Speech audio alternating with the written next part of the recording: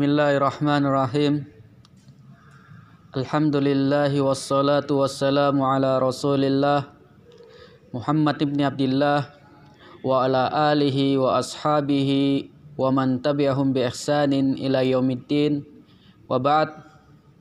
Santri-santri pesantren Islam Ali Irsad kelas 7 mutawassithah yang saya cintai karena Allah. Assalamualaikum warahmatullahi wabarakatuh.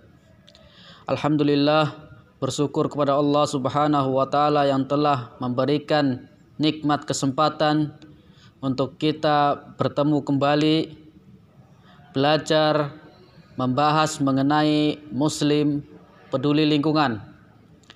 Pada pertemuan yang lalu, pertemuan 20, kita membahas kamar bebas dari bau tidak sedap. Pada kesempatan kali ini di pertemuan ke-21 kita akan membahas kamarku tempat belajar yang nyaman. Antum semua bisa membuka di halaman 55.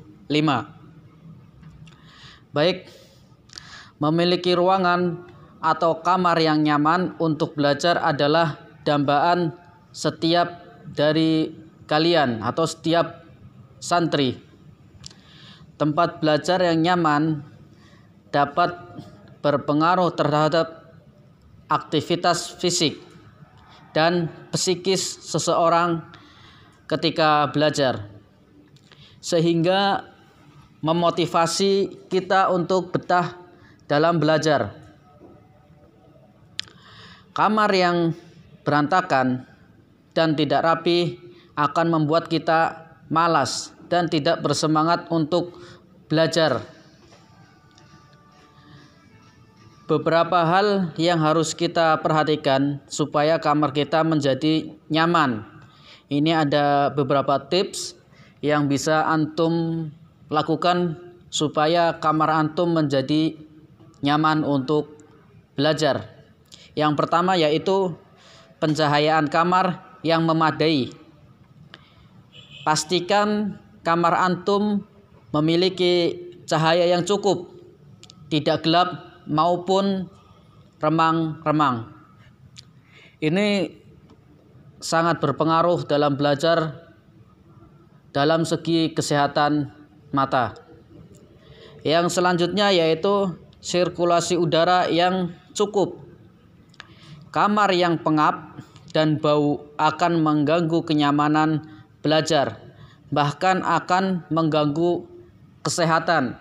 Setelah tadi cahaya, yang selanjutnya yaitu kondisi kamar yang tidak sedap. Yang selanjutnya adalah kamar bersih dan rapi dengan perlengkapan belajar yang teratur. Tadi pertama lampu, kedua itu bau atau udara, yang ketiga yaitu kebersihan kamar dan kerapian kamar.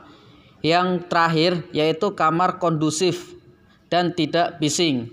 Jika perlu, tutup pintu kamar pada jam-jam belajar. Itu tips yang bisa antum semua lakukan supaya kamar antum itu nyaman untuk belajar.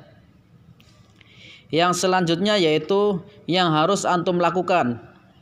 Pertama, menerapkan prinsip 5R. Apa itu 5R? Ringkas, rapi, resik, rawat, rajin. Itu antum harus terapkan itu semua.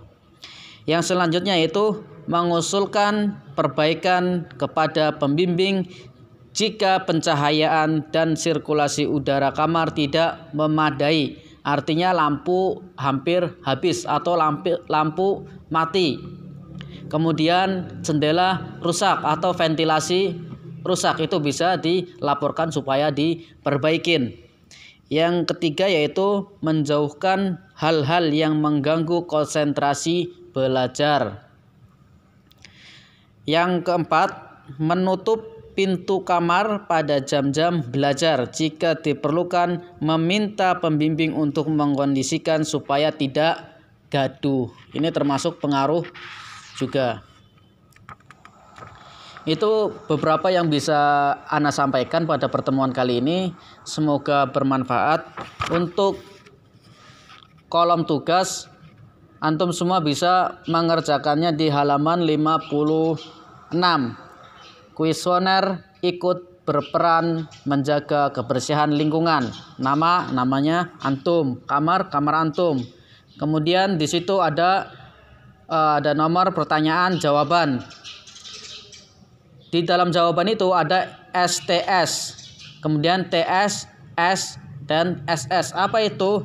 STS itu sangat tidak setuju, sedangkan TS itu tidak setuju, S setuju, SS sangat setuju.